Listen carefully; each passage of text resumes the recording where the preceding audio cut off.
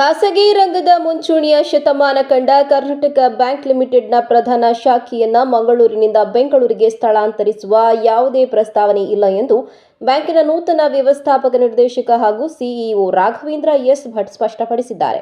ಬೆಳವಣಿಗೆಗಳೆಲ್ಲ ಆಗಿ ಬೆಂಗಳೂರಿಗೆ ಶಿಫ್ಟ್ ಅಂತ ಆಗಲಿಲ್ಲ, ಅದು ಇಲ್ಲೇ ಇತ್ತು. ಇಲ್ಲಿ ಅಧಿಕಾರ ವಹಿಸಿಕೊಂಡಂತವರಿಗೆ ಕೆಲವು ಕಾರಣಾಂತರಗಳಿಂದ ಇಲ್ಲಿಗೆ ಬರಲಿಕ್ಕೆ ಆಗಲಿಲ್ಲ. ಅದಕ್ಕೆ ಬೆಂಗಳೂರಿನ ಆಫೀಸ್ನಿಂದ ಫಂಕ್ಷನ್ ಮಾಡ್ತಾ ಇದ್ರು.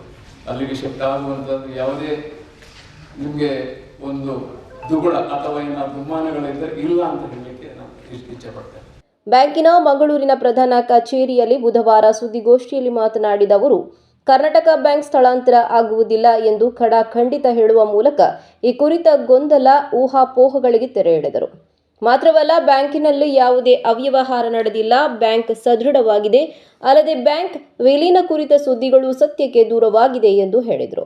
ಕರ್ನಾಟಕ ಬ್ಯಾಂಕ್ ನಿಮ್ಗೆ ಗೊತ್ತಿದ್ದ ಹಾಗೆ ಎಲ್ಲ ಬ್ಯಾಂಕಿನ ಹಾಗೆ ಮೇನ್ಲಿ ಮುಖ್ಯವಾಗಿ ಒಂದು ಸ್ಮಾಲ್ ಬಿಸ್ನೆಸ್ ಅಥವಾ ಎಗ್ರಿ ಇಂಥ ಒಂದು ಜನರ ಬೇಡಿಕೆಗೆ, ಬ್ಯಾಂಕಿಂಗ್ ಬೇಡಿಕೆಗೆ ಸ್ಪಂದನಗೊಂಡು ಪ್ರಾರಂಭ ಆಗಬೇಕು ಅಂತ ಹೇಳಿ ನಮ್ಮ ಪೂರ್ವಜರು ಸ್ಥಾಪಿಸಿದಂಥ ಬ್ಯಾಂಕು ಇಂದು ಭಾರತದಾದ್ಯಂತ ಸುಮಾರು 950ಕ್ಕೂ ಮೀರಿ ಶಾಖೆಗಳನ್ನು ಹೊಂದಿ ಸುಮಾರು 1,40,00,000ಕ್ಕೂ ಮೀರಿದ ಗ್ರಾಹಕರನ್ನು ಹೊಂದಿಕೊಂಡಿದೆ.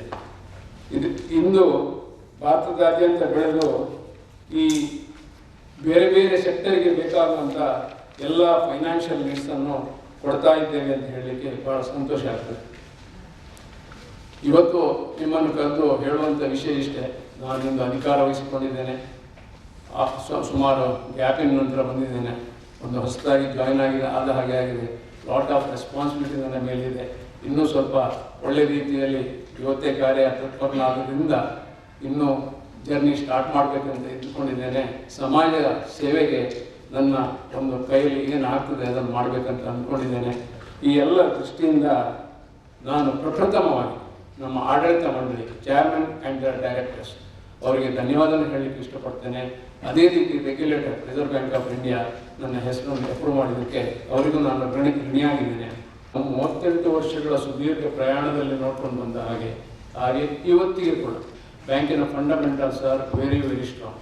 ಯಾವುದೇ ರೀತಿಯ ಭಯ ಪಡುವುದು ಅಥವಾ ಏನಾದರೂ ಸಂಶಯ ಪಡುವಂಥ ಒಂದು ಯಾವುದೇ ಕಾರಣಕ್ಕೂ ಇಲ್ಲ. ನಾವು ಏನು ಹೇಳ್ತೇವೆ ಹೇಳಿದರೆ, ಬೇರೆ ಬೇರೆ ರೇಷಿಯೋಗಳಿದ್ದಾವೆ. ಅದರಲ್ಲಿ ಕ್ಯಾಪಿಟಲ್ ಎಕ್ವಿಟಿ ರೇಷಿಯೋ ಅಂತ ಹೇಳಿದೆ. ಅದು ಮಾರ್ಚಿನಲ್ಲಿ ಪಬ್ಲಿಷ್ ಆಗಿದೆ. ನಾನು ಈಗ ಯಾವ ನಂಬರು ಮಾತಾಡೋದಿಲ್ಲ, ಪಬ್ಲಿಷ್ ಆಗಿದೆ, ವೆಬ್ಸೈಟ್ನಾಗ ಸಿಗ್ತದೆ. ಅದು ಎಲ್ಲ ನಮ್ಮ ಏನು ಮಿತಿ ಹೇರಿದೆ ಆ ಮಿತಿಗಿಂತ ಅದಕ್ಕಿಂತಲೂ ಜಾಸ್ತಿ ಆಗಿದೆ. ಆದ್ದರಿಂದ ನೆಗೆಟಿವ್ ಪಬ್ಲಿಸಿಟಿ ಇರ್ಬೋದು ಅಥವಾ ಯಾವ ರೀತಿಯಿಂದ ಬಂತು ಗೊತ್ತಿಲ್ಲ, ಯಾವುದೇ ಇದ್ದರೂ ಯಾವ ರೀತಿಯ ಭಯಪಡೋ ಅಗತ್ಯ ಇಲ್ಲ ಅಂತ ಹೇಳಲಿಕ್ಕೆ ಈ ಸಂದರ್ಭದಲ್ಲಿ ಸ್ಪಷ್ಟವಾಗಿ ಹೇಳಬೇಕು. ಸಾಧಾರಣ ನಾನು ಸರ್ವಿಸ್ನಲ್ಲಿ ಇರುವಾಗ ಕೂಡ ನಾನೇ ಅನುಭವಕ್ಕೆ ನನ್ನ ಅನುಭವಕ್ಕೆ ಬಂದಿದೆ. ಒಂದು 4-5 ಸಲ ಅಂಥ ಸುದ್ದಿಗಳು ಪ್ರಸಾರಗೊಂಡಿತ್ತು. ಆದರೆ ನಮ್ಮಲ್ಲಿ ಯಾವುದೇ ಪ್ರಮೋಟರ್ಸ್ ಗ್ರೂಪ್ ಯಾವುದೂ ಇಲ್ಲ. ಎಲ್ಲ ಪಬ್ಲಿಕ್ನ ಹತ್ರ ಇರೋದು. ಮೆಜಾರಿಟಿ 60-61% ಪಬ್ಲಿಕ್ನವ್ರದ್ದು ಇದ್ದದ್ದು. ಅಂಥದ್ದು ಯಾವುದೂ ಮಜ್ಜಾಗುವಂಥ ಪ್ರಶ್ನೆಯೂ ಇಲ್ಲ. ಯಾವ ರೀತಿಯ, ಇನ್ನೊಮ್ಮೆ ಹೇಳ್ತಾ ಇದ್ದೇನೆ, ಯಾವ ರೀತಿಯ ಭಯವೂ ಬೇಡ ಅಂತ. ಇನ್ನು ಕರ್ನಾಟಕ ಬ್ಯಾಂಕ್ 102ನೇ ವರ್ಷಕ್ಕೆ ಕಾಲಿಡುತ್ತಿದೆ. ಪ್ರಸಕ್ತ ದೇಶದಾದ್ಯಂತ 950 ಶಾಖೆಗಳನ್ನು ಹೊಂದಿದ್ದು 1.82 ಲಕ್ಷ ಕೋಟಿ ರೂಪಾಯಿ ವಹಿವಾಟು ನಡೆಸುತ್ತಿದೆ. ಇದನ್ನ 2 ಲಕ್ಷ ಕೋಟಿ ರೂಪಾಯಿವರೆಗೆ ವಹಿವಾಟು ತಲುಪಿಸುವ ಗುರಿ ಹೊಂದಲಾಗಿದೆ. ಇಷ್ಟೇ ಅಲ್ಲದೆ ಕೃಷಿ, ಗೃಹ ಮತ್ತಿತರ ವಲಯಗಳಿಗೂ ಆದ್ಯತೆ ನೀಡುವ ಉದ್ದೇಶ ಹೊಂದಲಾಗಿದೆ ಎಂದವರು ತಿಳಿಸಿದರು. ನೋಡಿದಂಥದ್ದು ಒಂದು ಗ್ರೋತ್, ನಮ್ಮ ಒಂದು ಟರ್ನ್ ಓವರ್ ಎಲ್ಲ ಇರುವಂಥದ್ದು. ಈಗಾಗಲೇ ಮಾರ್ಚಿನ ಫಿಗರ್ ನಿಮ್ಗೆ ಗೊತ್ತಿದೆ, 1,82,000 ಕೋಟಿಗಳ ವ್ಯವಹಾರ ಇತ್ತು. ಒಂದು 2 ಲಕ್ಷ ಕೋಟಿಯನ್ನು ಕ್ರಾಸ್ ಮಾಡ್ಕೊಳ್ಬೇಕಂತ ಹೇಳಿದ್ದೇವೆ. ಇದೆಲ್ಲ ನಾನಿನ್ನು ಫರ್ದರ್ ಡೀಟೇಲ್ಸಿಗೆ ನಾನು ಹೋಗಬೇಕು. ಏನು ಪ್ರಯಾರಿಟಿ ಸೆಕ್ಟರ್ ಲ್ಯಾಂಡಿಂಗ್ ಇದೆ, ಅಗ್ರಿಕಲ್ಚರ್ ಇದೆ, ರಿಟೇಲ್ ಇದೆ, ಎಲ್ಲದಕ್ಕೂ ಒಂದೊಂದು ಟಾರ್ಗೆಟ್ ಅಂತಿದೆ. ನಾನು ಇನ್ನೂ ಸ್ವಲ್ಪ ಡೀಪ್ ಸ್ಟಡಿ ಮಾಡಿಕೊಂಡು ಅದರ ಬಗ್ಗೆ ನಿಮ್ಮ ಹತ್ರ ಪುನಃ ಬರ್ತೇನೆ ನಾನು. ಯಾಕೆಂದರೆ ಇದೀಗ ಒಂದು ಅರ್ಜೆಂಟಾಗಿ ನಿಮಗೆ ಹೇಳುವ ಅಂತ ಹೇಳಿ ಕರ್ತಿತ್ತು. ಇನ್ನೊಮ್ಮೆ ಇಂಥ ಪರಿಸ್ಥಿತಿ ಬಂದೇ ಬರ್ತದೆ. ಕ್ವಾರ್ಟರ್ ರಿಸಲ್ಟ್ ಆದ ಕೂಡಲೇ I will come with the details.